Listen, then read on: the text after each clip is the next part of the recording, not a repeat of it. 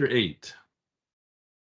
So for those of you that remember, last time we were in Proverbs chapter 7 and chapter 6, which was all about adultery and just about vices in general. And when we get to chapter 8, it really is a pitch now made by wisdom herself as to why wisdom is important, why you should follow after wisdom, etc. So it's a real counterpunch to chapter 7 and what we heard there, what we're going to see here in chapter 8.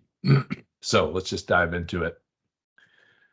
Verse 1 says, "Does not wisdom cry out, and understanding lift up her voice? She takes her stand on the top of the hill besides the way where the paths meet. She cries out by the gates at the entry of the city, at the entrance of the doors." So the first thing you'll see here is you see wisdom crying out, exclaiming loudly, making her proclamations, shouting it,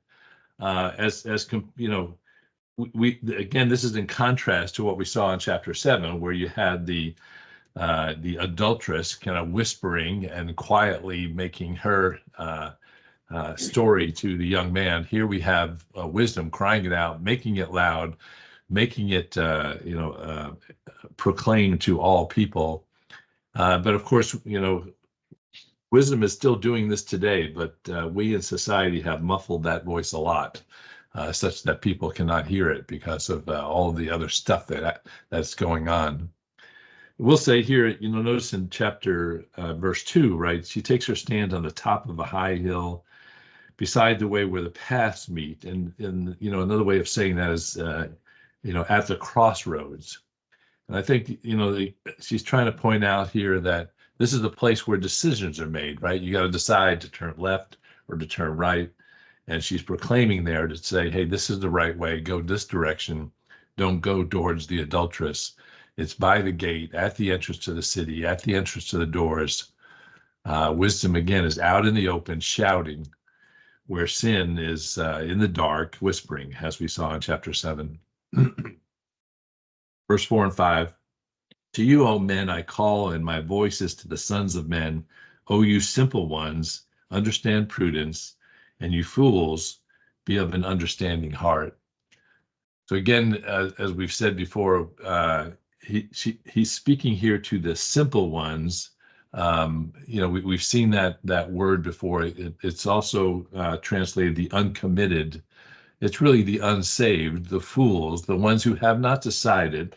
So again, standing at the crossroads, trying to convince those who have not yet decided to take the evil path, but have not decided to take the good path either, and trying to convince them to go into her ways. She calls out, she cries out to them, and in verse 4, it call out.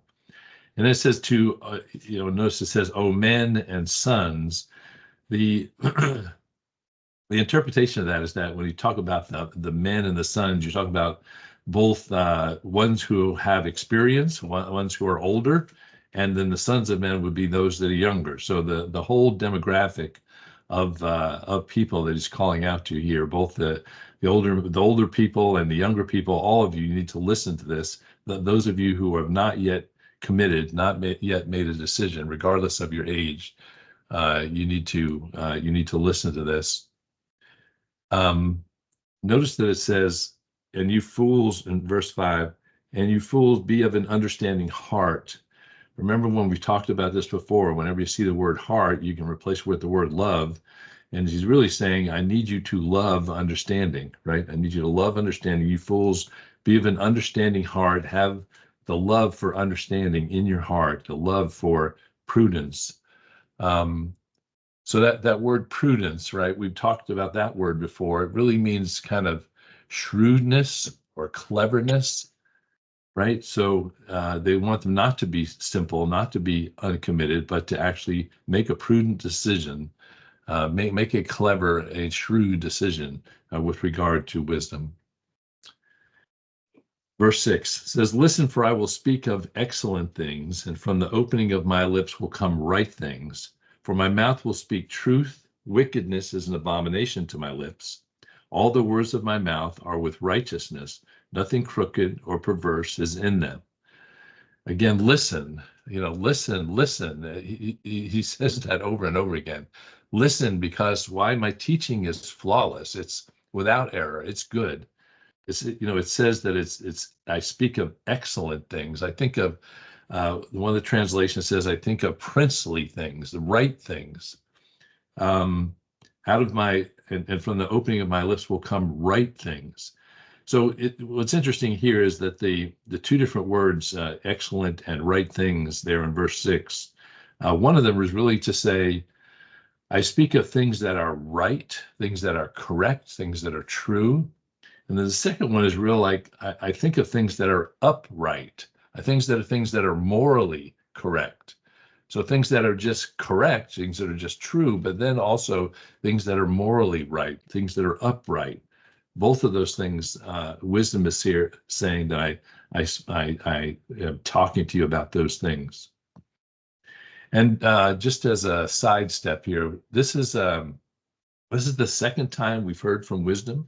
We heard from wisdom back in chapter 3, and this is really an expansion on all the points that we've seen in chapter 3. We'll go back there a couple of times, but what you're seeing here in chapter 8 is this lesson from wisdom, and it's an expansion of what we saw in chapter 3. Verse 7, my mouth will speak the truth. Wickedness is an abomination to my lips. So here it's comparing, right? Truth. And by the way, mine says, for my mouth will speak the truth. There's another translation that says, my mouth will meditate the truth. The point is that this truth is thought out. This truth is reliable, right? My mouth will speak reliable truth. And the opposite of that versus wickedness, right? Versus not speaking the truth, speaking a lie, which is an abomination to my lips. And then verse 8, all the words of my mouth are with righteousness. Nothing crooked or perverse is in them. Again, he's comparing the words of my mouth that are with righteousness, or maybe a better translation is from a righteous perspective, right? Versus crookedness or perverse.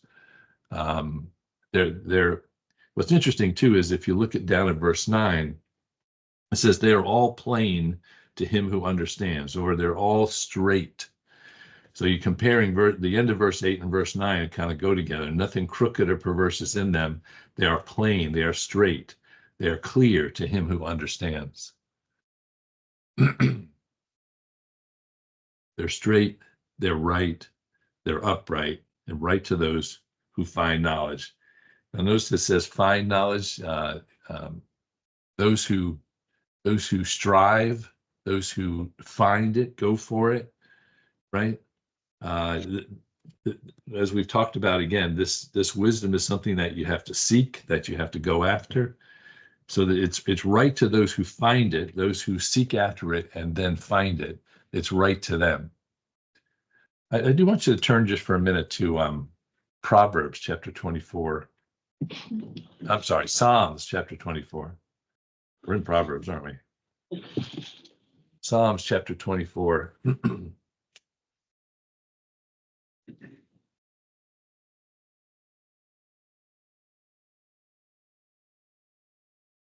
That is not correct. Psalm chapter 25. I have to fix my notes. Psalm chapter 25, verse 14.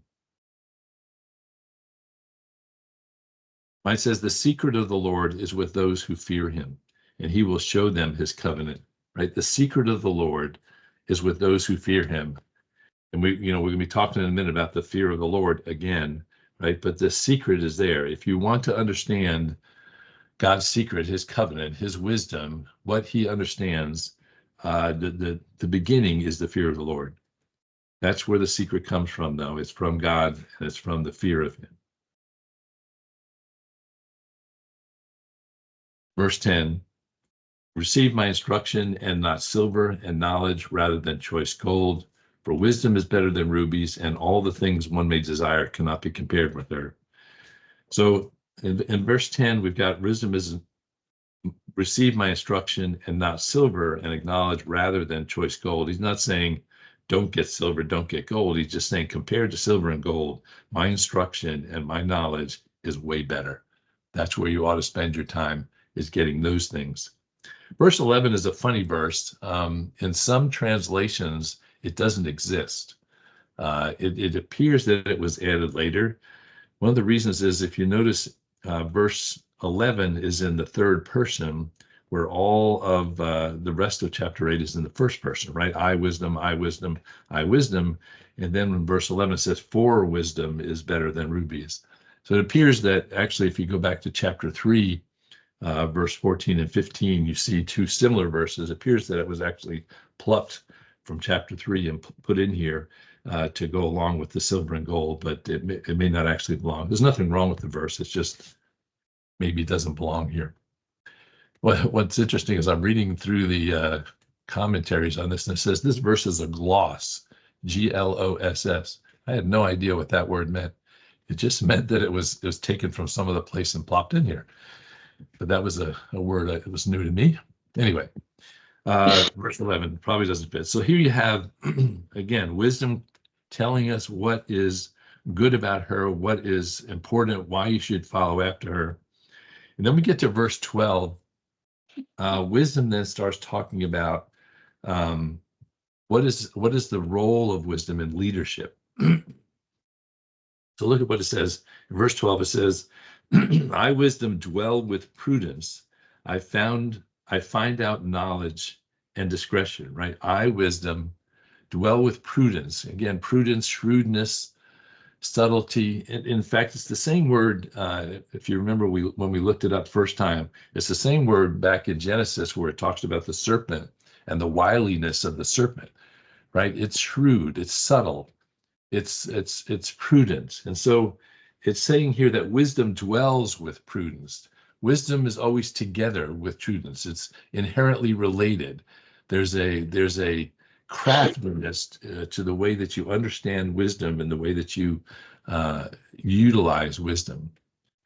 Notice again that it says find out knowledge and discretion. Again, there's this searching part of it here. If you want to understand wisdom, you've got to look for it.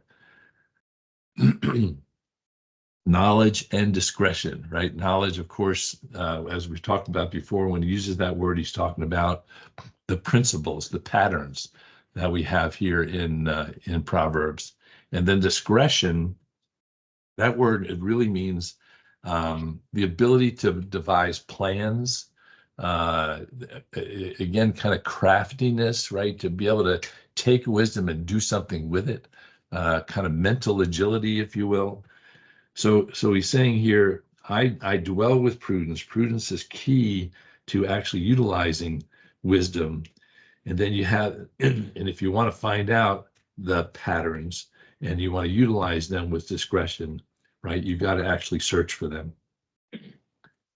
All right, verse 13 is where, again, we run into this concept of the fear of the Lord. It says, the fear of the Lord is to hate evil, pride and arrogance and the evil way, and the perverse mouth I hate. So we've looked at the fear of the Lord a couple of times already here in Proverbs. So let me just pause and ask the question, what is it? What is the fear of the Lord? Hate evil. Respect. Who said hate evil? Debbie I did. did, because it just says it right there. It's hate evil. Good job, Debbie. Good job. All right, keep going though. Others said other things. I want to come back to you, Debbie. Well, no, don't. It is the beginning of wisdom. Right. What is it? What does it mean to fear the Lord?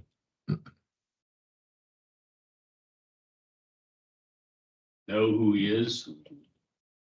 Know how holy he is, how powerful he is, how perfect he is, and how much we are not. Good. I think we just need to, it obviously has very little to do with being scared of the Lord, right? That's not what he's talking about. He's talking about understanding the awesomeness of the Lord, recognizing who he is, just exactly as you've said it. In Matthew chapter 6, I'll just turn there. You don't need to, but just to remind you, Matthew chapter 6, verse 24, it says, No one can serve two masters, for either he will hate the one and love the other, or else he'll be loyal to the one and despise the other. You cannot serve God and mammon. And so, so here, going back to Debbie's comment, is exactly right.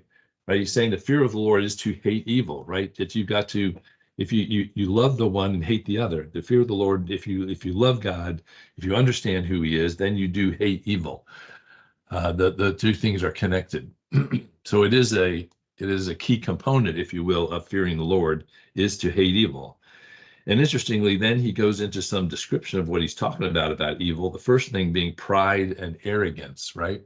Because someone who has pride and arrogance is someone who hates God's authority, right? Because it's all about you. It's all about self-interest. It's not about God's leadership. And so if you're filled with pride and arrogance, that means you don't hate evil. And in fact, you hate God because you are working with pride and arrogance. And then it adds, and the evil way, or the evil path, right? Your path is evil, your habits are evil. So the first thing is, someone who does not hate evil, he's filled with pride and arrogance, and then he follows the evil path. He follows the evil way. And then finally it says, and the perverse mouth I hate. The perverse mouth is the one that covers up evil with slander, with abuse. We've all heard this new term lately, gaslighting, right? This idea of somehow covering up evil with the way that we speak to people. So that's what it means when it says the perverse mouth. So it's again, it's just a description of evil here: pride and arrogance, the evil way, and the perverse mouth. And the fear of the Lord is to hate those things and to focus on Him. Verse 14. Counsel is mine, and sound wisdom. I am understanding. I have strength. So again, wisdom here is talking about wisdom, right? First thing it says is counsel or resourcefulness.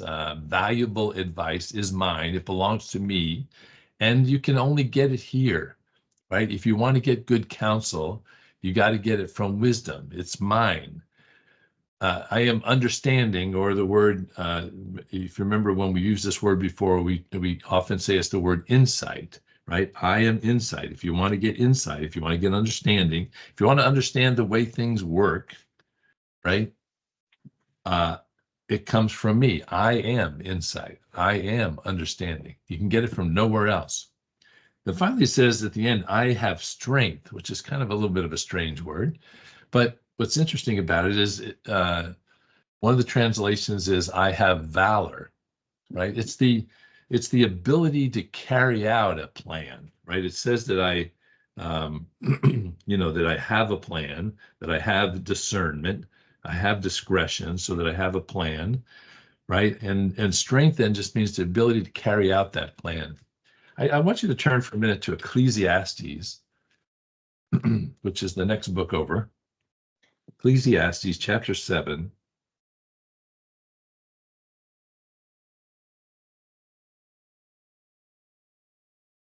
Chapter 7 is a whole book on wisdom. Ecclesiastes chapter 7, I want you to look at verse 19. It says, wisdom strengthens the wise more than 10 rulers of the city.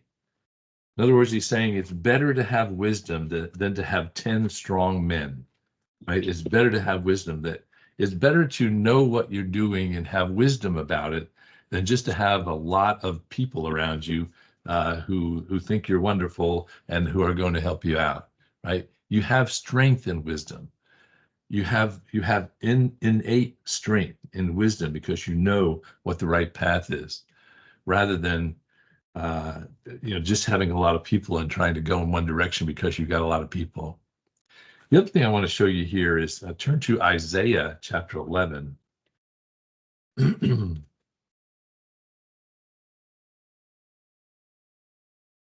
Isaiah chapter 11. Make sure it's the right one.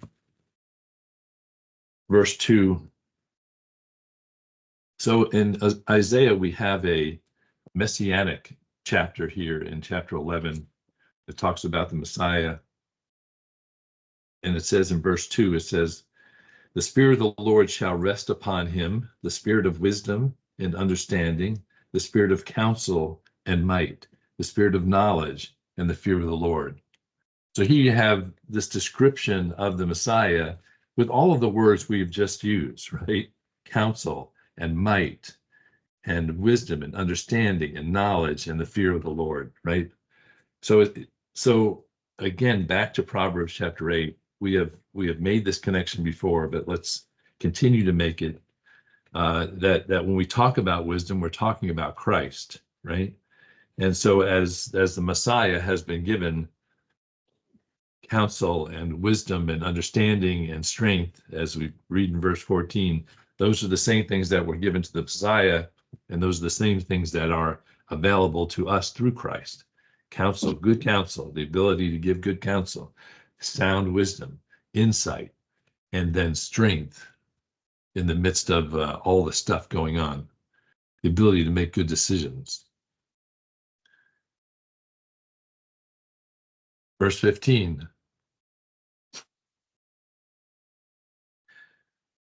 By me kings reign and rulers decree justice. By me princes rule and nobles, all the judges of the earth.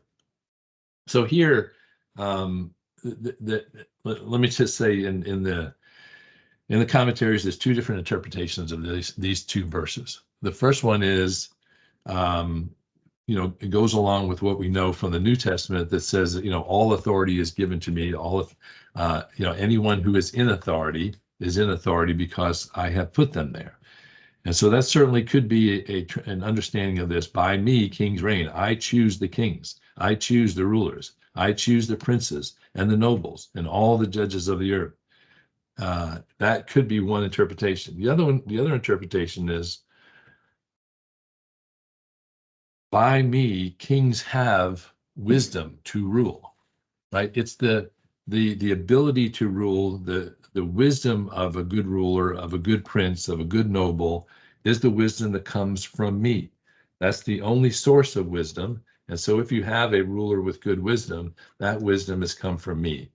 So that could be another interpretation of this, that by me, by wisdom, by good wisdom, kings reign. Now, of course, we know there are bad kings and there are bad rulers and et cetera, et cetera. But he's really making the point again, and these are the principles. The principle is, if you have a good ruler that reigns, he's getting his wisdom from me. He's getting his wisdom from Christ. He's getting his wisdom, from the fear of the Lord, from this connection with God. All right, verse 17. We're going too slow? Good. Okay.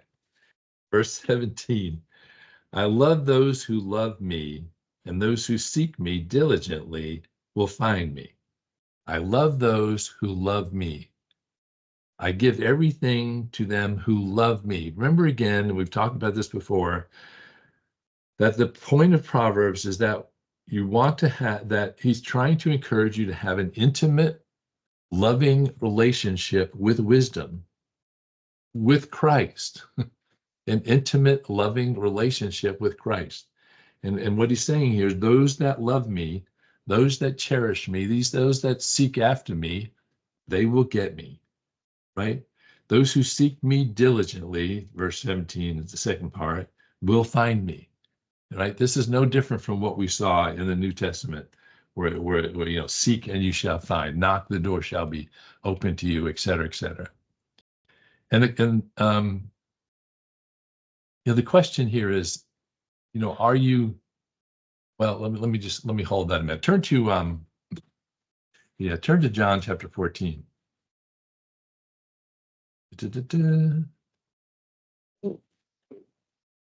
John, Gospel of John, chapter 14. To say this in a different way,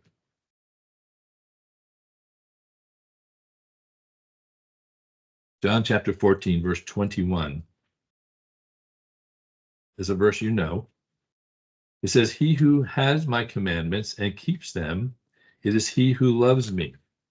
And he who loves me will be loved by my Father, and I will love him and manifest myself to him.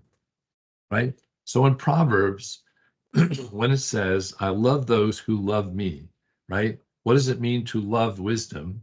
It means to follow wisdom, it means to obey wisdom. It means to get wisdom, to diligently find wisdom.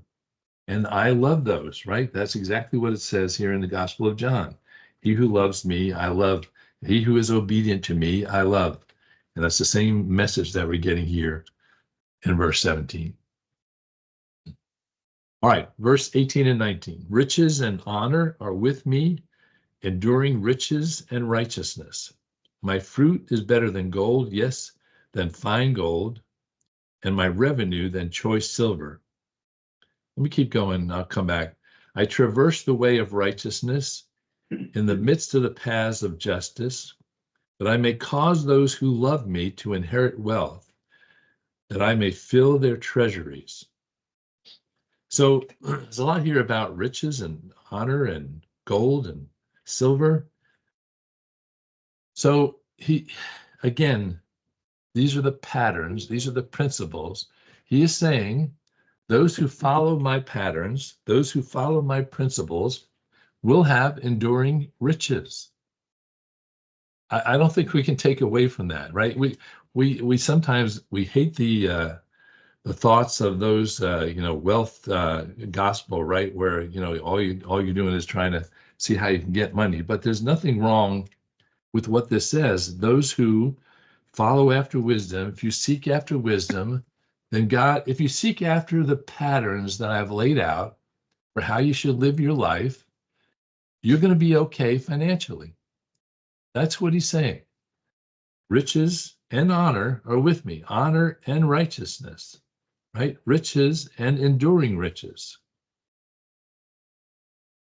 Now, the question that's got to be asked here, however, is, are you seeking riches or are you seeking wisdom? Right?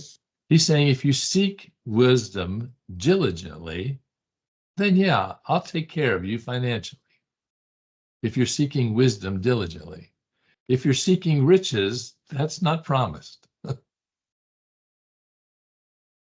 look at this, the rest of it, right? Verse 19, my fruit is better than gold, yes, than fine gold, my revenue better than choice silver, right?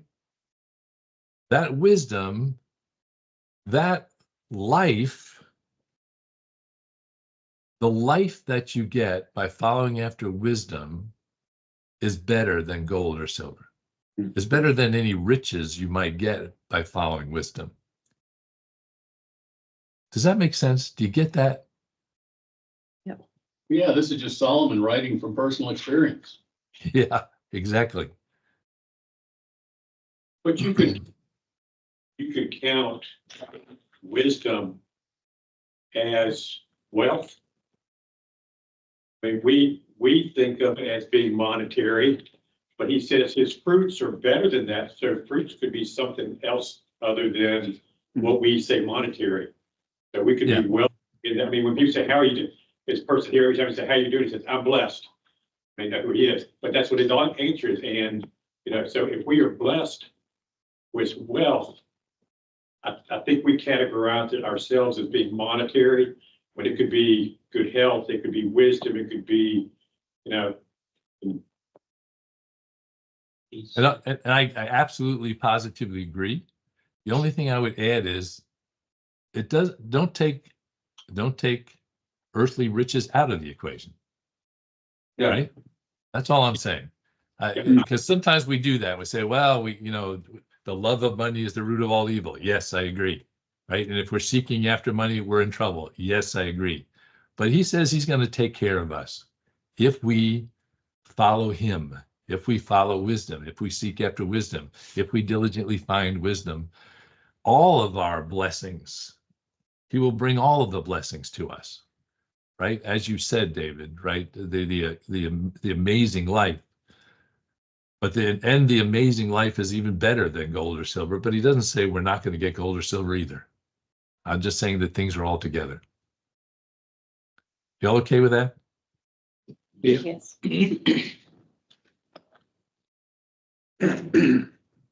Verse 20 says, I traverse the way of righteousness, and I'm in the midst of the paths of justice. He's saying again, when you're in the middle of wisdom, you're in the middle of righteousness. You're in the middle of justice. So therefore, those that love me are in the middle of righteousness, are doing the right things, are doing the just things. And as a result, verses 18 and 19, they will be blessed. Now, verse 21 says that I may cause those who love me to inherit wealth, that I may fill their treasuries. And what's interesting here, right, to me, as we've already just talked about, if you go back to Matthew chapter 6, verse 20, we're not going to go there, but right, he says there, right, to store up in heaven, not to store up here on earth. So I think when we talk about inheriting wealth and filling the treasuries, we do have to balance it out with the wealth that we are storing up in heaven, with the treasures that are in heaven, right? If we're seeking after wisdom, most of our inheritance, most by like 99.9% of our inheritance is in heaven. Yes, he may take care of us here on earth also, but our inheritance, our treasures are being stored up in heaven. And he's saying that's where you need to store them up. So it's not a 50-50 kind of thing. I just don't want you to get that idea. Any other thoughts on that before we move forward? I want to make sure you're okay.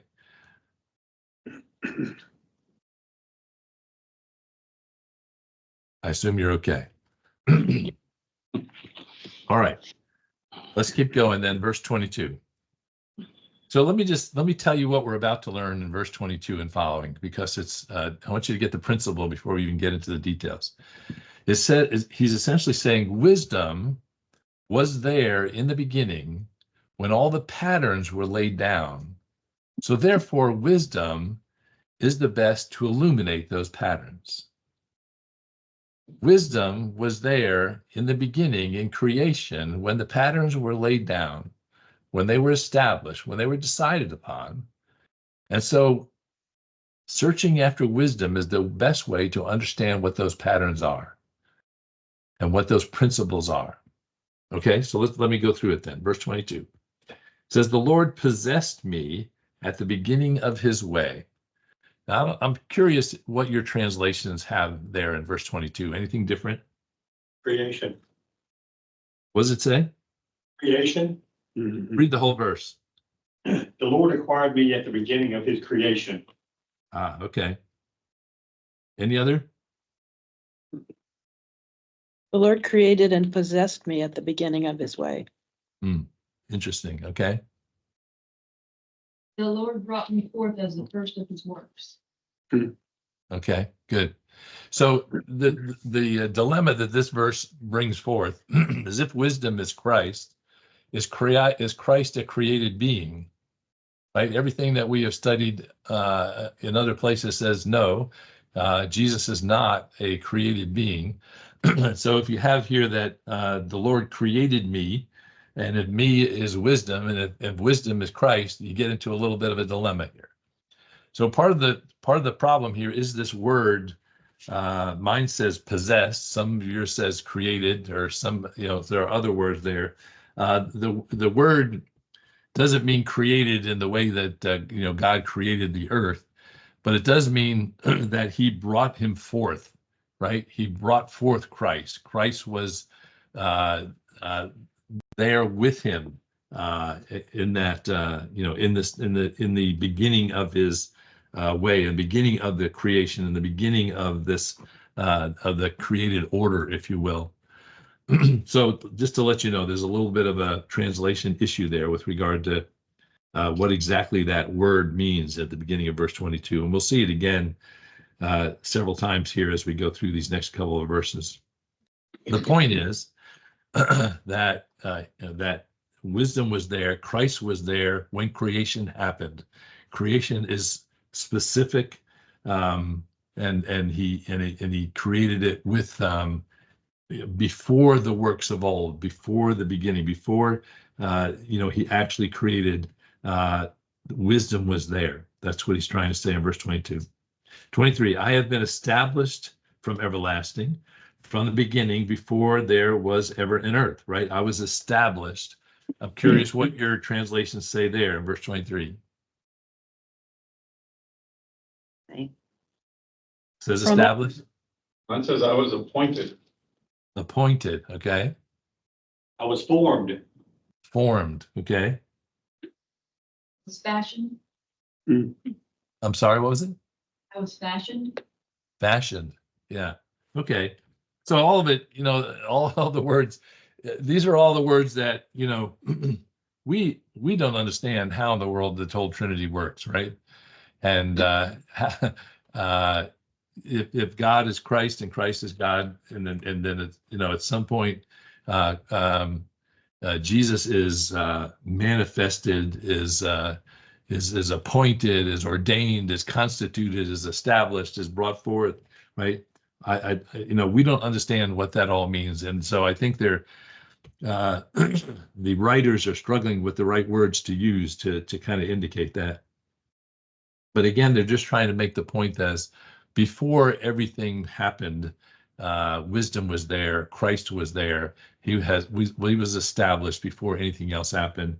You see that now as we go into, from the beginning, before there was ever an earth, right? He was established and he was there.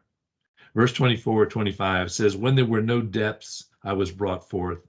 When there were no fountains abounding with water, before the mountains were settled, before the hills, I was brought forth.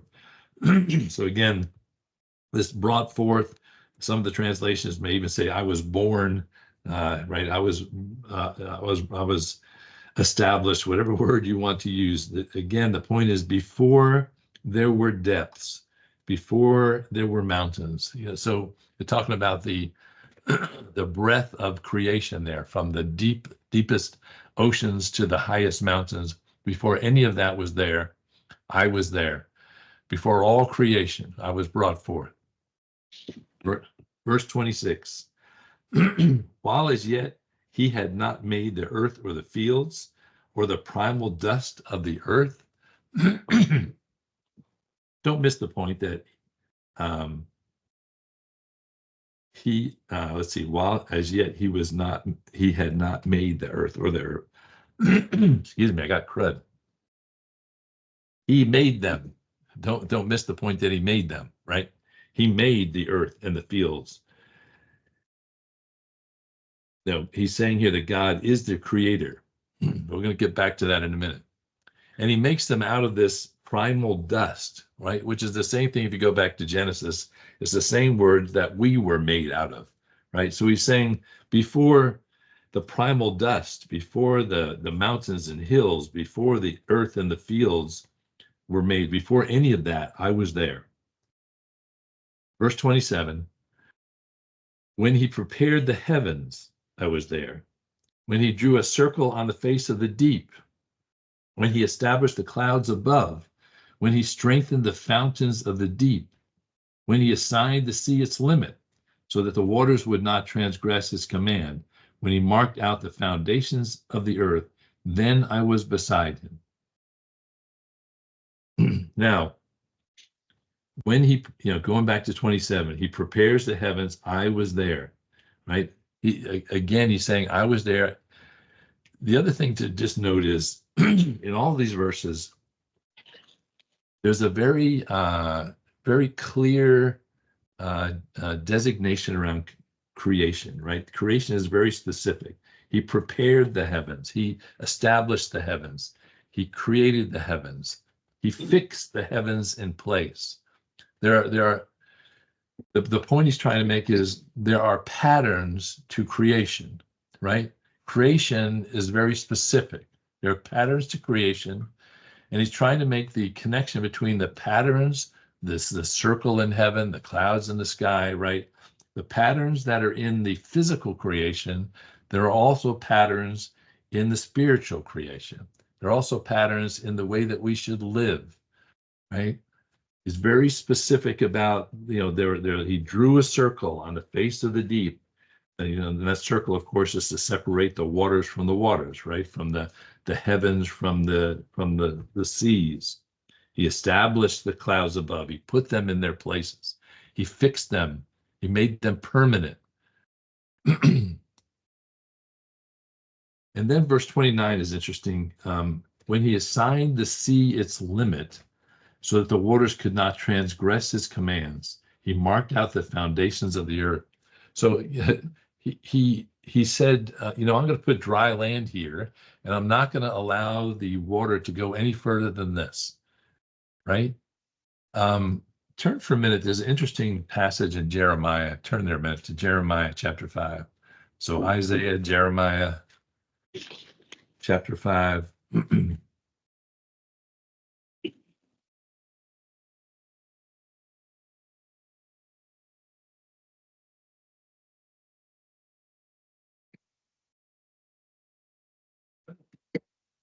Just watching, flipping of pages. Jeremiah chapter 5, verse 22. It says, do you not fear me, says the Lord? Will you not tremble at my presence, who have placed the sand as the bound of the sea, by a perpetual decree that it cannot pass beyond it? And though its waves toss to and fro, yet they cannot prevail. Though they roar, yet they cannot pass over it. Right? So it's saying the very same thing. Here God saying, you ought to be afraid just because, I'm the one who actually puts these boundaries in place. But the point is that he puts boundaries in place, right? He puts structure into creation. There is a circle that separates the heavens from the deep. There is the sand that separates the water from the earth, right? God puts these patterns in place. He puts this structure in place. And in the same way, there is structure that he expects us to follow relative to wisdom. Verse 30, then I was beside him as a master craftsman, and I was daily his delight, rejoicing always before him. Now, this verse has got a lot of interpretive problems, so I want to hear your translations of this verse, particularly the first sentence. Mine says, then I was beside him as a master craftsman. What does yours say? Same. Same. What else? I was the architect at his side. Okay. Then I was constantly at his side. Okay, good. Anything else? So the question here again comes up is what is Christ's role in creation? And in the New Testament, it's very clear that Christ is the author of creation, right? That God through Christ created the world. And I think that we have here, mine says, then I was beside him as a master craftsman, or as Kevin read, as an architect, right? I think that there's certainly an interpretation of this that the two of them kind of work together, right? God with Christ was the craftsman, was the author of creation. The other thing I would say here, I love the second part where it says, and I was daily his delight, rejoicing always before him. What's interesting about that is the words that are used there are the same words. You remember the passage in David, the passage where it talks about David dancing and rejoicing, right? And he almost got in trouble for dancing. This is exactly the same words here, rejoicing always before him. It's celebrating, dancing, singing. I just see, I see God and Christ working together as one in creation, and then this joy in that creation, this celebration. If you allow me, I could see Jesus going, you go, God, good job with creation, God, great work out there. Just and God said, yeah, man, you did a great job over there with those things. I just see this celebration going on In the, it's, it says it was his daily delight, right? All the time then, all the time now, all the time forever. There's this rejoicing and celebration within the Trinity about the creation, about what he's doing. As you know, and again, he's saying we should rejoice in the structure, in the patterns, in the principles that have been put in place, in the boundaries, in the instruction, in the knowledge, in the teaching. We should rejoice in God's creation, physically, spiritually, in all ways. My delight was with him. And then in verse 31, it says, rejoicing in his inhabited world, and my delight was with the sons of men. Right? He rejoiced in the earth, the ground, the dirt, the mountains, the circle that is transcribed, the seas. But his delight, the best part, was humans. The best part was people. God loves people. They are his delight. My delight was the sons of men. That's a very generic term, the sons of men. It's all people there. He gets more specific in the following verses, but here he says, I just love people. I love that the creation that includes people. They're my delight. They're the things that I love. All right. We are going to finish this up. We are doing great. Verse 32. Now therefore listen to me, my children, for blessed are those who keep my ways. Hear instruction and be wise, and do not disdain it. So now, right? Okay, so it's like, so now after hearing all about wisdom, after hearing all about my beginning with him, my establishing of the patterns with him, he says, dag nabbit, listen to me. Listen, my children, right? Now he's focusing his message. It's not just the sons of men. He's talking about my children, those who will follow me, right?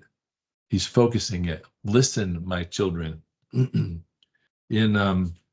chapter 7, go back there a minute.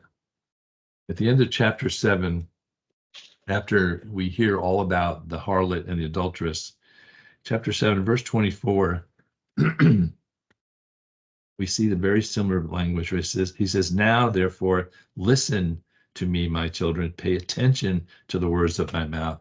So after talking all about the adulteress and all about the following after this woman, he says, listen, pay attention. I don't want you to go in that direction.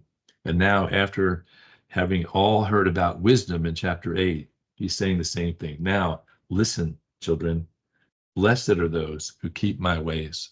Happy are those who follow my patterns and my principles. Blessed are those who follow my patterns and my principles. I mean, that is the theme of Proverbs, right? Blessed are those who follow my patterns, my principles, who follow my ways, who keep my ways. Verse 33, hear instruction and be wise and do not disdain it. The word hear is the same word as the word listen in verse 32. So he's saying, listen. Who is calling? It is Jesus. And what does he say? Follow me. Sorry. But listen. I mean, he's being very emphatic here by repeating it. Listen to my words. Hear instruction and be wise. Hear the patterns.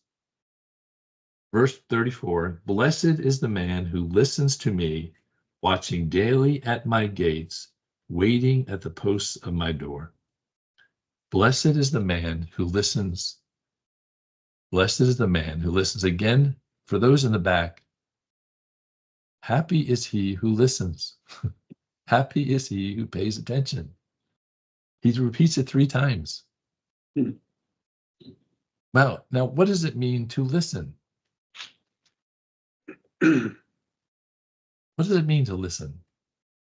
Not just hear, to not just hear it, Yeah, but to Hear it and implement. ponder it, meditate on it. Good. Good. And look at what follows it. It says, watching daily at my gates. Anticipating something is about to happen from God. Right? Listen, watching daily at my gates. I want you to do something for me for a minute. I want you to close your eyes. Go ahead, close your eyes. Something is about to happen in the room. I've set it up, and something is about to happen in the room. I don't want you to be looking around. Something is already beginning to happen in the room. Yeah, go ahead, do that. Right. Yeah, all right. Something is about to happen in the room. Are you ready for it? Okay, open your eyes. Nothing's happening in the room. But what I just did was raise your anticipation that something was going to happen in the room, didn't I? Yeah. Right? And so what wisdom is saying here is that is how we ought to be about God. We ought to be like, ooh, something's about to happen. God's about to do something, right? We ought to be on pins and needles expecting God to act. Blessed is the man who listens to me, watching daily at my gates, waiting at the posts of my doors. And this is the problem I think that we have. We're not paying attention to see what God's doing, to see what God's about to do. When he does it, we're always surprised. Wow, look what God did. Why? We're not anticipating God is going to do something. God's going to do something. You know what? God's going to do something. And we need to be anticipating it. We need to be waiting at the door, looking for him to act. So are you expecting God to do something in your life? Are you expecting God to do anything? You're supposed to be waiting at the doors, expecting him, anticipating that God's going to act. All right, sorry. I got stuck there. Verse 35, for whoever finds me finds life and obtains favor from the Lord. Whoever finds wisdom finds real life, finds beautiful life, finds fulfilled life, finds a God-like life, by the way, which is also called eternal life. Sometimes we only think of eternal in length of time, but eternal means depth also, right?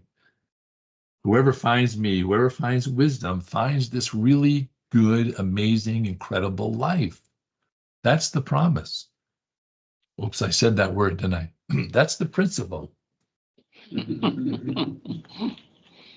And obtains favor from the Lord. We see the same thing in the New Testament. I'm going to turn here for a minute. You can, if you want, to 1 John chapter 5. Find it. They put these books in the wrong order. 1 John chapter 5, verse 12. And again, you know this verse. It says, he who has the Son has life. He who does not have the Son of God does not have life. Right? I mean, it's as simple as that. He who has the Son has life. He who has wisdom has life. He who has the Son has wisdom. He who has the wisdom, you only have wisdom if you have the Son, and then you have this amazing, incredible, fulfilled, God-like life. And then verse 36, but he who sins against me wrongs his own soul, and all those who hate me love death. He who sins against me, how? By not loving wisdom, by not loving Christ, wrongs his own soul, wrongs themselves. And all those who hate me love death. You can flip back to the end of chapter 27, right? Her house is the way to hell, descending to the chambers of death. Same message. If you don't love wisdom, and if you follow after vice, if you follow after the adulteress, the end of that path is death. But the end of this path is verse 35. Whoever finds me finds life and obtains favor from the Lord. What more amazing thing could you want than that? All right. Any other comments? We did a whole chapter. How about that? So you didn't take credit. I was gonna give you credit, but you had us close our eyes. Must have been the air conditioner, because it was quiet and we got this little sound coming. Yeah. And you said, yeah, go ahead and do it. And the Yeah. sound got louder. Like the plane coming. And that's something going on. It cut on. It was a bad, yeah. It's an airplane. Breathe. It's cooler in here. But I thought, how do that? Yeah. Yeah. You spoke too soon. I saw everybody. Yeah. It was a plane. I just think I just thought it was a good example because we just don't expect from God. Unfortunately, we've gotten complacent, and we ought to be expecting. We ought to be expecting miracles from God. That's who he is. He's a miracle God. All right. Anything else before we go to prayer? I had it in my Bible on verse 30, talking about wisdom. It says the wisdom that enters the lives of the faithful actually enables them to participate in the rationality at the heart of things. And that's saying to me that in order to live the life that God planned for us and to do the good works that he ordained for us to do, we have to have wisdom. We can't achieve his purpose without wisdom. Yeah, absolutely. And the only way to get it is through Christ. So absolutely. All good. We can't live the life that God wants us to live without Christ, without wisdom, without desiring it, seeking it, finding it. Yeah, good. Anything else? All right, prayer request, Joe. My brother is coming to visit. Some of you have met him before. He's come to visit. He'll be here all week. Appreciate your prayers for his travel down. He has a broken. Yeah, he broke his leg. Stop recording. Recording. I'm not sure. I don't know how to do that. Let's see. Record, stop recording. Yes, thank you. Yeah, he broke